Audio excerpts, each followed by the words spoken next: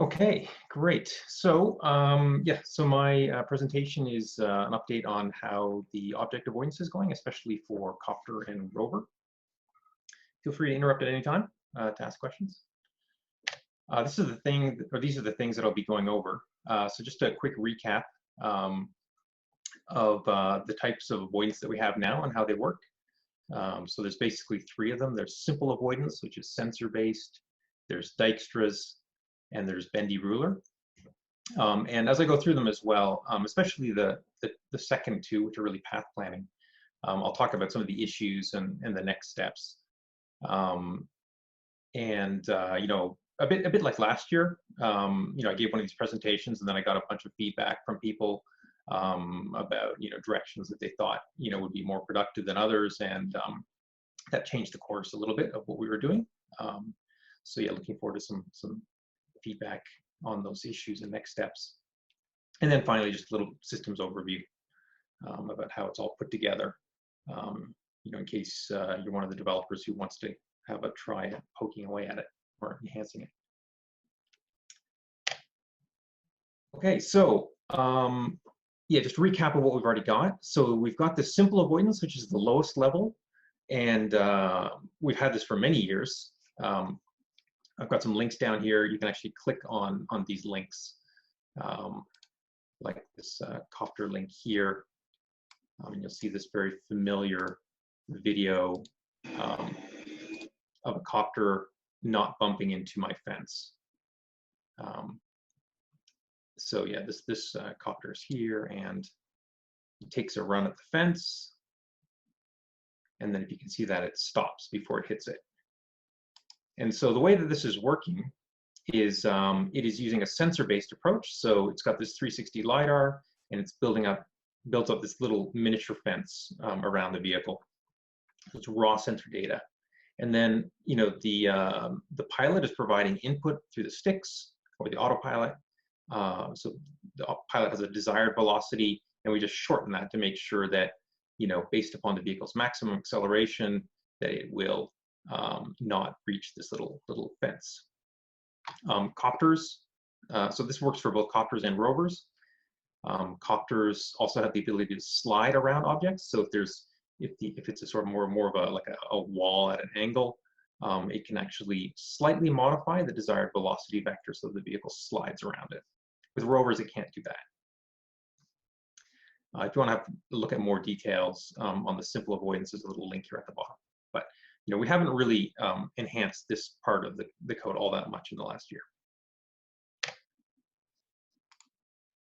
So just a couple of the issues that we've got. So it's sensor-based, and it has no memory. So it's basically always just using the latest data coming in from the 360 LiDAR. And that means that, for example, if there's a glitch and an object is very close, or it can't see the fence for a moment, then it can get too close to the object. So in the future, we should build a memory. Maybe hold 3 or 4 copies of the fence and always be a little bit more conservative. The other thing that's wrong with it is that the fence is in body frame. So it's like a hula hoop around the vehicle. And so that means you have to have quite a fast update rate from the sensor, because essentially, if you have a 4 Hertz update rate, which is what my SF40C from Lightware has a 4 Hertz update rate, it means that if you're flying forward quickly, the fence appears to jump towards the vehicle, and you can end up with a slightly jerky response. If you're moving slowly, you don't notice, but if you're moving quickly, you might notice. So you really should move that fence into earth frame. So it's got like a lat-long point around the fence. Also, the other one, which is probably the most requested enhancement, is to make the vehicle back away from very close objects. It doesn't do that. It's actually not very difficult, but we just haven't done it yet. But hopefully we will soonish. It's also not enabled for auto mode in copters. It is enabled in auto and guided in boats and rovers, but it's not enabled for copters. And it's actually not difficult to enable it. It's a 2 or 3 line change. But we haven't enabled it because we've been worried about the copters getting stuck behind things.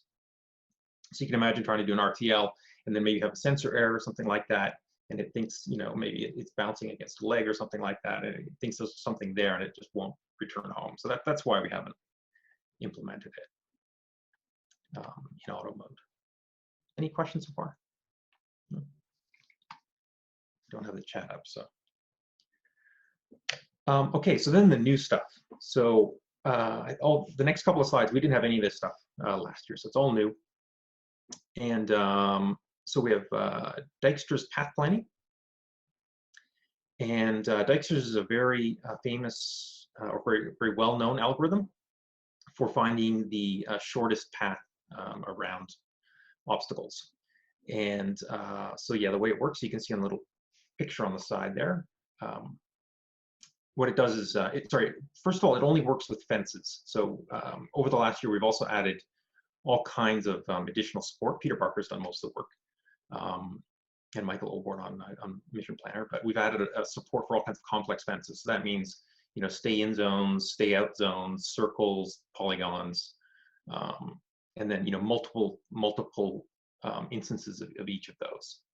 So anyway, yeah, the way Dijkstra's works is it, first of all, you know, iterates through all of the fences that we've got, and it builds up these little safe points, which are the red points shown on this graph. And then it uses an iterative algorithm, starting where the vehicle is right now, you know, calculating the distance to each point, making sure it can get there, and eventually, you know, after iterating many times, it comes up with the shortest path.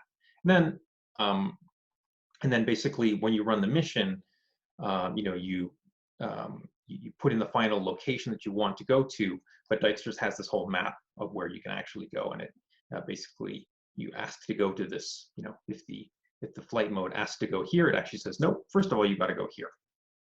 So it kind of interrupts the mission. It provides you an alternate location that you have to go to first, and then it keeps on feeding new locations into the navigation code so that it drives around stuff or flies around stuff. By the way, it's all in 2D, but the vehicle will actually you know, climb at a even rate towards the destination. So say, for example, the vehicle is at like 1 meter here, let's say it's a copter, and it's at 1 meter at the origin, and that has the destination is 30 meters, then you'll find it climbs slowly on its way to the destination. So even though the algorithm is not 3D, the vehicle will fly a 3D path. So yeah, we've got some, if you want to have a look at it in action, you can have a look at this video here. This is just a simulated video. But in this case, yeah, we've got a vehicle, a copter trying to get here. You can see the fence, and it's the Dijkstra's algorithm has come up with this intermediate point. So it can, of course, handle very complex environments too. So you can have a very complex set of fences, and it'll still find its way around. Okay, no questions? No?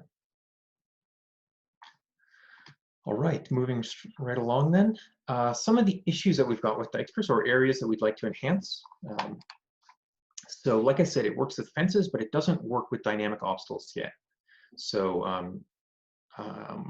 you have a 360 LiDAR or a single 1D LiDAR on the vehicle, but it won't matter. Dijkstra's will ignore the data from those LiDAR. We don't support spline waypoints yet. So splines are quite complicated, as you know. We only have splines, I think, in Copter. We don't have them in any of the vehicles, but you know, spline waypoints are for flying a curved path around, you know, between waypoints. Instead of just going straight to the waypoint, you take a curved path depending upon where the next waypoint is after that. So yeah, we don't support that in Dijkstra's. There's also a small little bug, which we just found recently in our memory allocation code. Dijkstra's takes quite a lot of memory, or it can take a lot of memory if you have a lot of points. We found a little memory allocation error a couple of weeks ago, but that'll be fixed in 404. And then, yeah, thanks very much to Sid and Philip for finding and fixing that. Okay, so next I'll go on to Bendy Ruler. So Bendy Ruler is the other path planning algorithm that we support. It is a ray-based approach. So it's a bit like how video games work. And this was an algorithm that the Canberra UAV team came up with, and they used that in the Outback Challenge a couple of years ago. Yeah, so we, over the last year, we've adapted it and got it working for Copter and Rover. It's a ray-based approach, so a bit like you can see in this diagram here. The vehicle's here, it's trying to get over to where this green X is, and it probes in front of the vehicle. So it can probe up to 360 degrees around the vehicle in little 5-degree increments, but normally it doesn't have to do the full 360 to find the best way. But anyway, yeah, probes in front. Each probe is of a specific length. So there's this OA look ahead parameter, which allows you to specify how far ahead it should look. So you can adjust that for your environment. Then what it does is every time it does a probe, it doesn't just look at the end of the probe, it actually calculates the margin to any obstacles that it knows about. And those can be fences or dynamic obstacles, sensed by the LiDAR. Anyway, it calculates how close this ray or this probe gets to any obstacle. And then it also does it may do another probe out in 3 additional directions. And essentially it has a little bit of has some logic in there to decide which of these directions is the most promising, which one keeps us the furthest away from the obstacles while also being closest to the straight line direction to the destination. So yeah, that's what the algorithm does. Yeah, maybe that's enough detail. Any questions on Bendy Ruler so far? It's probably worth mentioning that it updates all of that at like 10 hertz, which means that in a tenth of a second later, it redoes all that calculation. That's what, even though it's only the 3-point probe up there, that's what allows it to move around smoothly in the optimal path by continuously updating the probe. Yes, yeah, it's a very good point. Unlike Dijkstra's, which tends to do all of the calculations at the beginning. So when you give it Dijkstra's, you give it a destination of where you want to go, and it does all these calculations to come up with a path. And then after that, it's just sort of feeding the navigation libraries, one destination after another. Bendy Ruler is running constantly 10 hertz. Although I actually slowed it down to 1 hertz recently because I found it worked actually better to slow it down. Right.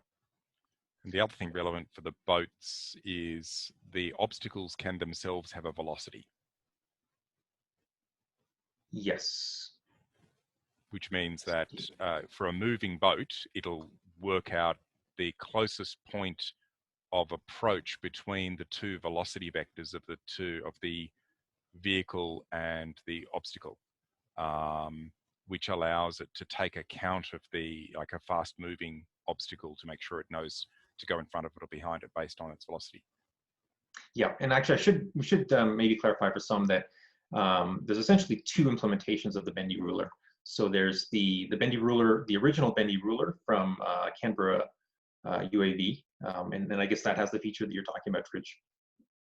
In this Bendy Ruler in its current form, it doesn't have that because there's no way for us to know the velocity of the obstacles, or at least we don't support any obstacles that can. We don't do the ADS-B obstacles.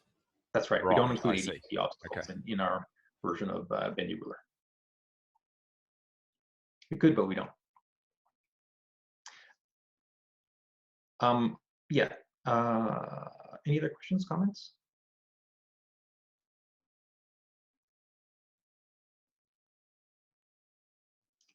Well, so the data can come from 2 different sources, all right?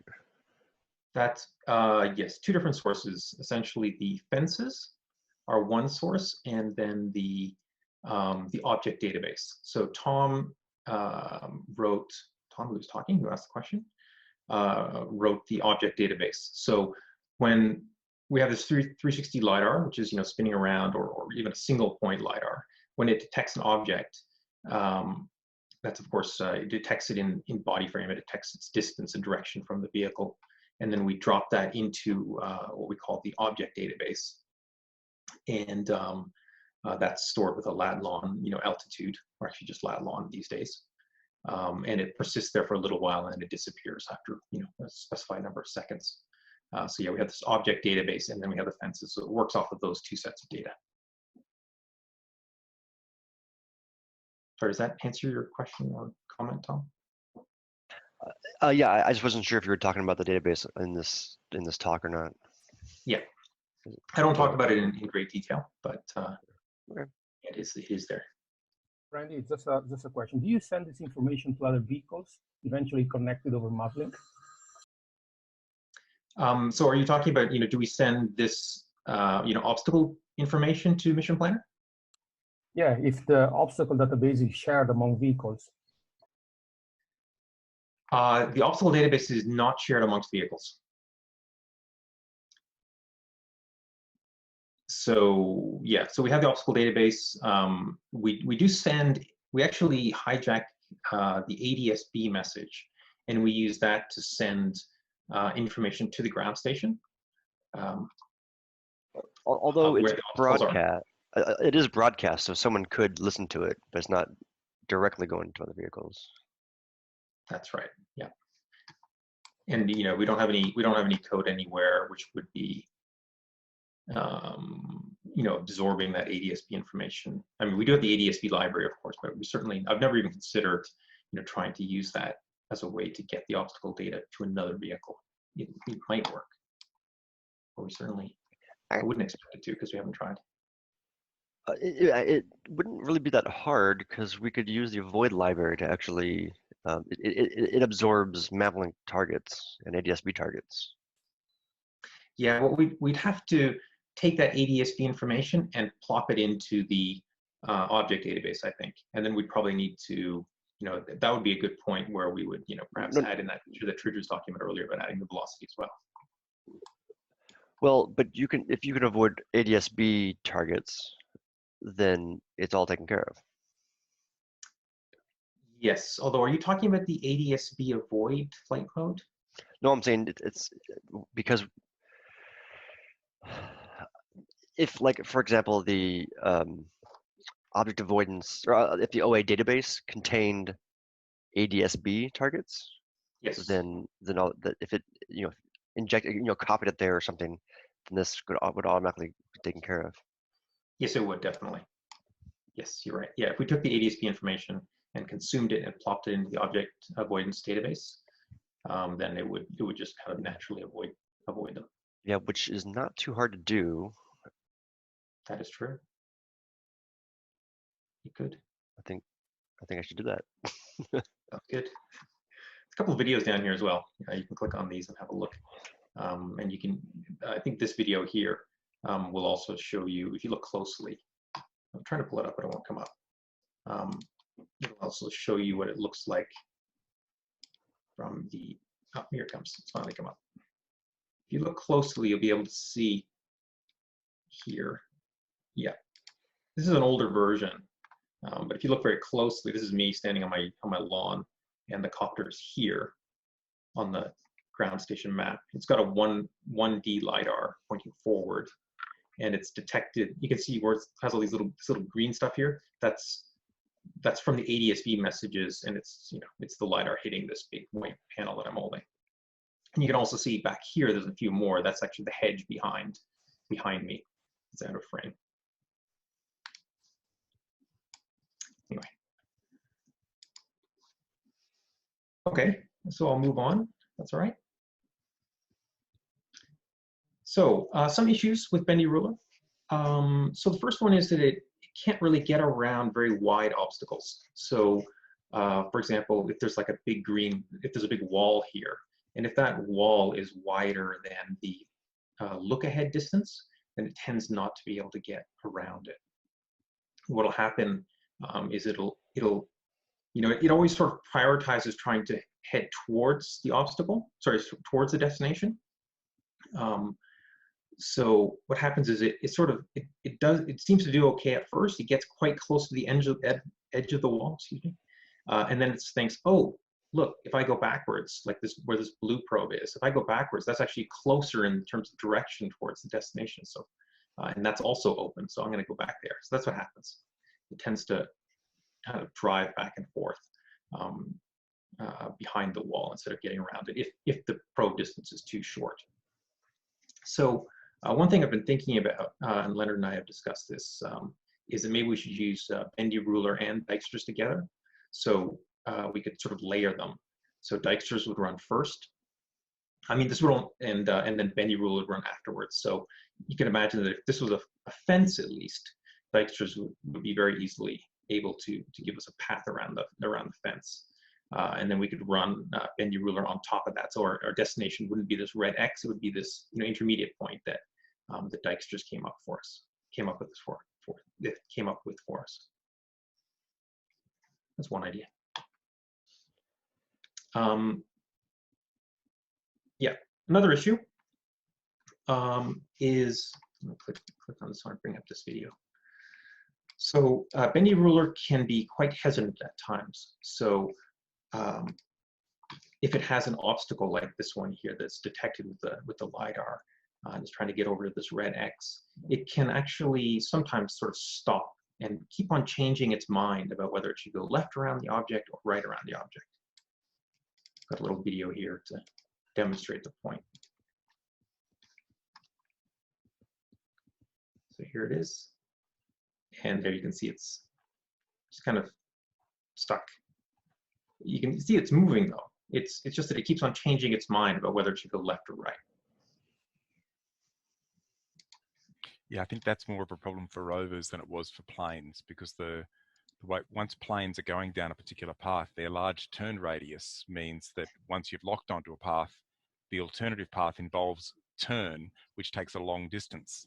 And so it tends to then lock into the path you've chosen. But a rover can basically turn on the spot, especially a skid steering one. So Yep. yeah, it's not as suitable for rover. Yeah, and coppers as well, they can of course change direction at any moment. So they can also get stuck. We can also sometimes see a sort of a wandering path. So if you go back and look at that video from the copter, you'll find that it doesn't, when you're watching it, it doesn't look like it's making a straight, confident detour around the obstacle. It tends to sort of float around, kind of changing its mind often. It doesn't look confident. So yeah, I've got a few ideas here. I've discussed this with Fridge and some other people as well, but I'll just go over them all. So here's some ideas on how we might improve it. So one of the issues I think is actually position estimation. So it's this is mostly a control algorithm, right, to get us around an obstacle, but estimation errors can also sneak in. So some of this hesitancy might be coming from our GPS position. If we're moving left and right kind of randomly, based on GPS data, we're moving half a meter or a meter, that's going to change the conclusion that the algorithm comes up with as to whether left or right is best. So some of this might go away just with better GPSs or with some of these 3D cameras that we're starting to use.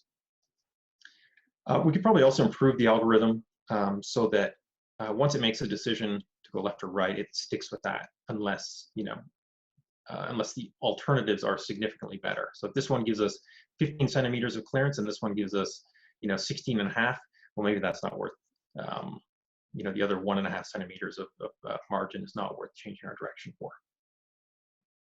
Another idea is that we might start probing not from where the vehicle is, but from where we want the vehicle to be.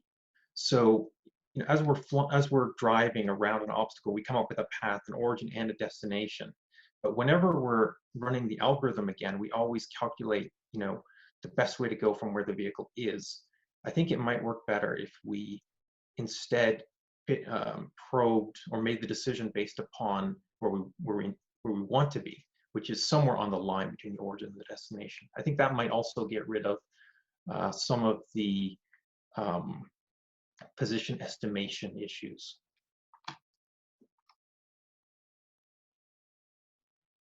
Clear? Any questions, comments? No? I think number 2 will make a big difference. Yep. I think that setting that threshold and yeah, I think it'll be make a massive difference. That could be potentially cumulative across multiple iterations. Like if over 4 or 5 iterations this other position does better, then maybe finally switch to it. But even just having a basic threshold of it has to be 20% better, or I think it'll make a huge difference to the confidence that it has. Yeah. One slightly tricky part about doing that is that the output of this algorithm is actually a position, right? So it's array-based algorithm. Like I said, it's deciding on a direction that it wants to go in, but the result is actually a position, and that position has to keep on moving forward. So it's always 15 meters or whatever ahead of the vehicle. So yeah, we have to factor that in somehow, I guess. Yeah. So the algorithm should be calculating 2 numbers. One is how close it ends up getting to the target and within a given time. And the second thing it should be calculating is the closeness of approach to the obstacles. So you'd have to have some threshold based on, it has to be some improvement in closeness of approach as well as or some significant improvement, probably an or a significant improvement in the distance. And if you had those 2 thresholds, I think that might do it. Yeah. Okay. Right. So some other issues that we see, especially with the copter test. Let's see.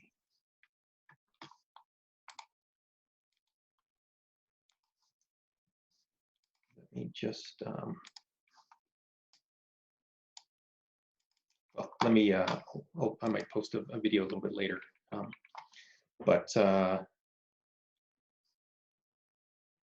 Yeah. Okay. Sorry. So for a recent test. Right. Yeah. Okay. Sorry. So yeah, one of the issues that comes up is that our object database is 2-dimensional. So what can happen is that as the vehicle's flying along, it speeds up, it leans over, and then it sees the ground. Or for example, when it's taking off, the 360 LiDAR or whatever LiDAR is spinning around and it's seeing a blade of grass right in front of the vehicle, and that immediately turns into an obstacle in the database. And that obstacle database is 2D, so essentially it becomes like a cylinder, going up into the sky, into infinity. So the vehicle can spend some time, especially soon after takeoff, or if it's sped up recently and notice something on the ground, it can spend time avoiding obstacles that are not really there. So what we'd like to do is instead turn it into a 3D object database, like you see on the image on the right here. So we take the attitude of the vehicle, the distance to the obstacle, and then we just turn it into a little a sphere essentially instead of a cylinder, and then we calculate our margin from that. Now, of course, there is a danger here that we won't see. If we're speeding along very quickly, the vehicle's always pointing, leaning over at 20 degrees or something. We might not see obstacles that are actually in front of the vehicle. So that's a bit of a concern. My hope is that maybe we can start using 3D cameras. So like the Intel RealSense 4 something or other essentially provides you with a 2D view, a 2D depth map. And perhaps we could use the appropriate part of maybe we could use the whole depth map to populate the object database with all kinds of obstacles that we see in 3D. Or maybe we could just look at a section of the image which is in front of where the vehicle is flying. Yeah, hopefully we'll do that. The algorithm itself should also probably be made 3D. So right now, Randy. Yeah. So you're saying store a 2-dimensional map inside an STM32 type target? Sorry, what was that? Well, you were saying trying to get data from a RealSense type depth map. Yeah. Are you talking about what were you thinking about for that? I mean, like. Yeah, well, we can't. I wasn't really thinking too much about the ArduPilot hardware and how we would, physically connect that. But yeah, I guess, if we were using, a normal STM32 based ArduPilot, we probably need to have a companion computer, Raspberry Pi or something even more powerful, perhaps, going through, collecting the data from the 3D camera, figuring out what is close enough to be worried about, what parts we don't need to worry about at all. And then, somehow feeding that into the main ArduPilot, code running on the ArduPilot, and in some kind of shrunken down form, so that we can actually get it across the link in a reasonable amount of time. Yeah, because you still need USB, high-speed USB to get the data for sure. Yes, I don't think it's something that we could do even with the Cube Orange. For example, I mean, I'm not sure, but my SF40C is 360 LiDAR. It comes up at 2,000 points a second, and just consuming that data is virtually impossible on the Cube Black. And we can do it fairly easily on the Cube Orange. Well, we do receive 24,000 points a second of IMU data. Yep. So it is within the processing capabilities, but you have to think about it and craft it very carefully. Yeah. So it's not an impossibility. We process more than 20,000 IMU points a second just on a Cube Black. Yeah, I guess that's because we have an SPI connection, which is faster than a serial connection. That's right, but the serial connections can actually push quite fast. We could potentially go sort of 4 megabit if we want to. So yeah, anyway, maybe. Yeah, I'm kind of hopeful that. Yeah, my probably first few steps in this would probably be to just try and collect all that data on a Raspberry Pi 4, shrink it down to just the information that we think the ArduPilot would be interested in based upon its attitude and where it's going, and then shrink down the data enough that it's not a huge task to get it into the ArduPilot and the object database. Because of course 20,000 points or something, or 10,000 points, whatever, how many points it is, that's going to be a burden, not just in terms of getting the data into the ArduPilot, but then of course you have to use it in the algorithm. So 10,000 points in our object database is far too much. Yep.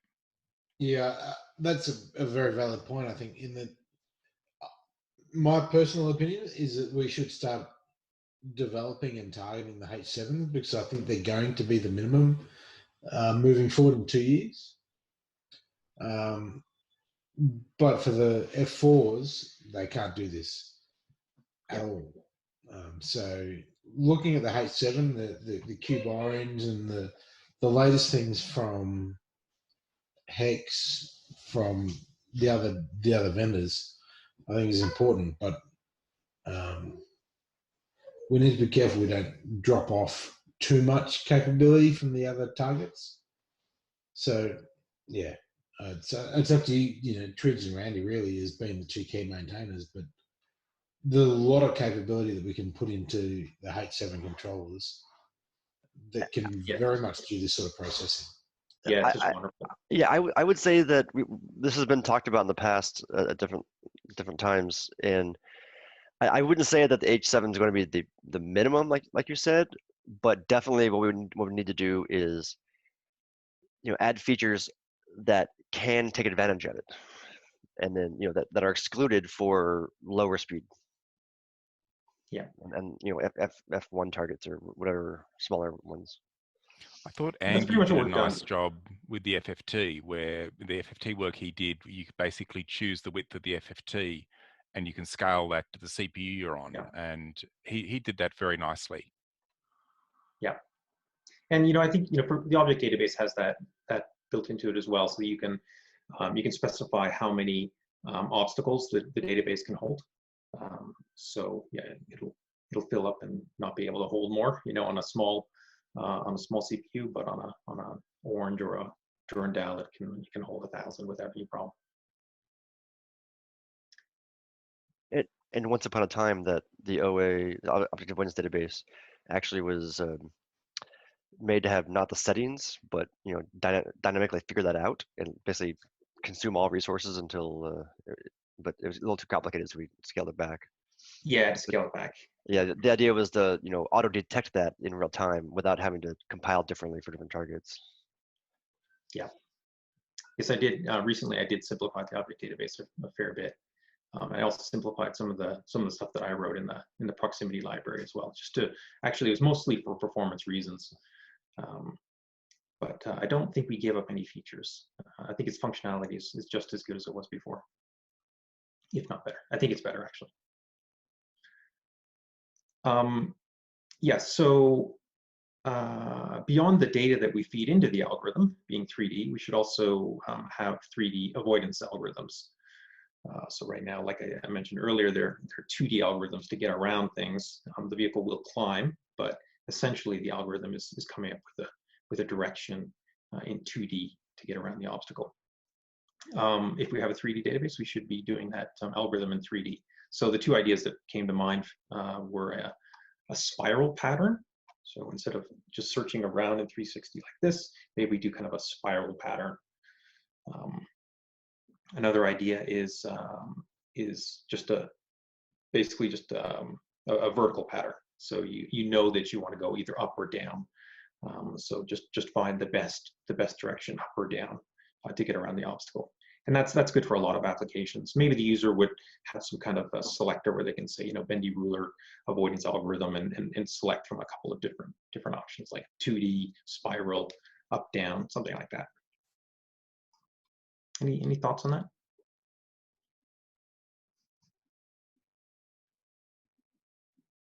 Okay. The up-down option is a really attractive option for a lot of multi-rotor applications. Yes. Yeah, you can imagine for like crop spraying or mapping. It's perhaps a big line of trees that you want to get over. So it just, it'd be nice if it just automatically just flew over top of them and kept going instead of trying to work its way horizontally around the trees. Yeah, lots of mapping operations and that sort of stuff. It's just they just want to rise up over the obstacle and then descend again. Yeah. Okay. All right. So next is a system view. This is really for those developers out there who might want to get involved. You want to have a basic understanding of how it's all put together. So going from the bottom up, we have the flight mode. So a lot of developers out there know how to write a flight mode. And then when you, so for example, auto mode, what it does is it makes use of the AC waypoint navigation library. So it gets a destination from the mission library, and then it passes that into the waypoint navigation library, and that comes up with a velocity or turn rate and speed commands, depending on the vehicle to make the vehicle advance towards that waypoint. So what we've done is we've wrapped it. So there's now an ACWP nav OA for object avoidance, obviously. So now what you do is you pass your destination into, basically from the flight mode point of view, nothing has changed. You just pass your destination into the ACWP nav OA, and it comes back again with velocities or turn rates and speeds, to get you to the destination. What's happening behind the scenes, of course, is that it's taking that destination and it's passing it into this OA path planner library, which is all under the AC avoidance. You'll find this in the AC avoidance folder. So yeah, it passes that final destination to the OA path planner. And then within the OA path planner, it makes a decision about whether it wants to send it to Bendy Ruler or Dijkstra. And of course, that's based on a setting set by the user. So the user has to set the OA type to be Dijkstra's or Bendy Ruler. And then path planner will send that final destination to one of those two algorithms. And then, those two algorithms have their own, very separate ways of figuring out, where the vehicle should go instead of that final destination. So we've already gone over those details, so I won't go into that. But Dijkstra's takes, of course, the fence information. Bendy Ruler takes the fence information as well, but it also takes data from this object database, which is fed in turn from the proximity sensors. So yeah, somehow these two algorithms, come up with intermediate destinations, and they pass that back to the OA path planner. And the OA path planner then passes that back to the ACWP nav OA, and then the ACWP nav OA passes that intermediate destination down into the ACWP nav, and so then the ACWP nav library is untouched. It just does what it always did, and that's how it works. One other extra thing that makes it a little complicated, perhaps, when you're looking at the code, is that the Dijkstra's and Bendy Ruler algorithms run in a background thread. So you'll see some extra code that's in there, which is there just to make sure that we are safely passing those final destinations, and then the intermediate destinations are coming back, etc. That passing of data needs to be done safely between the two threads. So yeah, you'll find this little bit of extra complexity around that, because it essentially is asynchronous. So we send the destination, then we wait around for a bit, and then eventually we get an answer back, or we time out.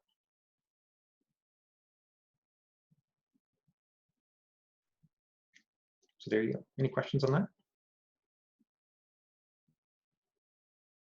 Okay, well, I think I might actually be, right.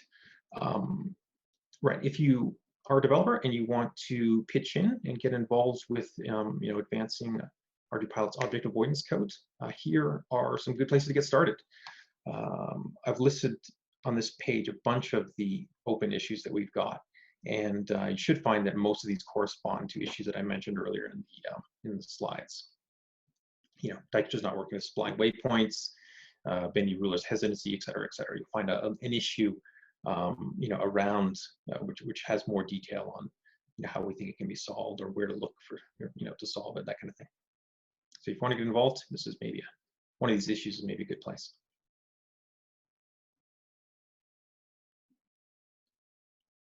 And that's it, except I just want to say thank you very much, as always, to Eames Lab. So Eames Lab is my main supporter.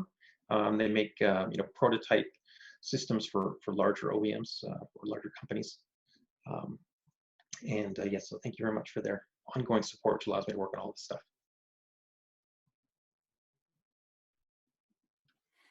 Brilliant. Well, thank you very much, Randy. I'd have thought do you want to go back to the slide where you showed the systems diagram, just the previous slide there. I did wonder, we've got Bendy Ruler and Dijkstra's there. Yes. Could we have a third one, which would be Lua? And because the threading interface acts as a nice little interface where basically it gives it a path, and then the thread goes and sees, oh, I've got a new path I'm trying to get to. I'm going to go and work on that. And then it gives it a new path to the path planner. You could actually imagine that a Lua script could fill in that gap. And particularly if we added APIs to Lua for the various vector interception type operations, the complex ones that actually cost the CPU. Because nearly all of the CPU in Bendy Ruler is doing things like, given a list of 2D points and a vector, calculate the closest point of approach, which is a very expensive CPU operation, and it's implemented nicely in our C++. That could be a call in Lua to do that calculation. We'd need sort of arrays of vectors in Lua. But I could imagine actually implementing and developing these algorithms as you could even do all of Bendy Ruler as a Lua script, I think, which might make it more accessible. Anyway,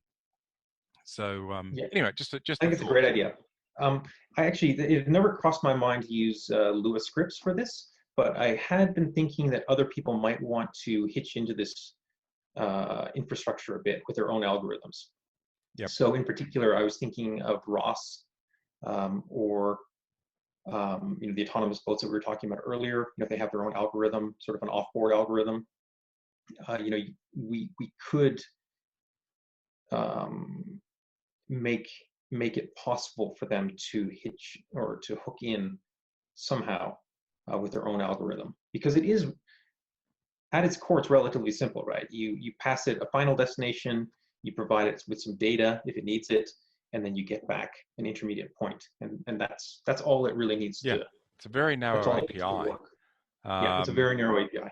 Yeah, because I need to get the Bendy Ruler working for plain for people doing the OBC for next year. And I'm tempted actually now to do it as a Lua script and see how well that implements. I suspect it would actually be quite doable as long as we make that vector library accessible from Lua to make it fast. And then we wouldn't need that extra thread because the Lua is already running in its own thread. We just need that little Dropbox thing where it drops off a new path to work on and retrieves the reply. Yeah, I really like the Lua scripting idea. Lua scripting is also a great place to do prototyping. You can write up the code much more quickly and test out ideas to see if they work before put easier in to customize as well. So because I imagine that people might like to actually tweak these algorithms a fair bit and play with them, and it just makes it a bit easier to do that.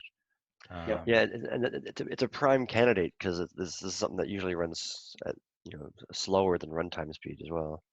Yeah. Yeah, I suspect really, it'd work. I was surprised that the 1 Hertz worked so well. Leonard probably wouldn't be surprised because I think Leonard always says that the higher up you go in the control algorithms, the slower you can run them. So, but yeah, I think 1 Hertz is plenty. That's where the Lua scripting for things like just the simple climb over obstacle option, that would be a nice match for the really simple ones, especially early on too. Yeah. But I think I'll have a go at doing Bendy Ruler as a Lua script and for plain, and see if I can get equivalent performance to what we got last time. Cool. Though I might be tempted to revive Hill, the hardware in the loop, because that's something where performance testing on real hardware is nice to be able to do. So I've been considering the possibility of reviving Hill as an option, at least for fixed wing. You'd make some people happy. Yeah, I've got some ideas on to make it doable without the sensors going crazy. Basically, we would turn off the EKF and just use EKF 10, the equivalent of what we do with like Real Flight and X-Plane. So, because it's the EKF that gets really unhappy with Hill because the sensor data, the timing on the sensor data is so awful.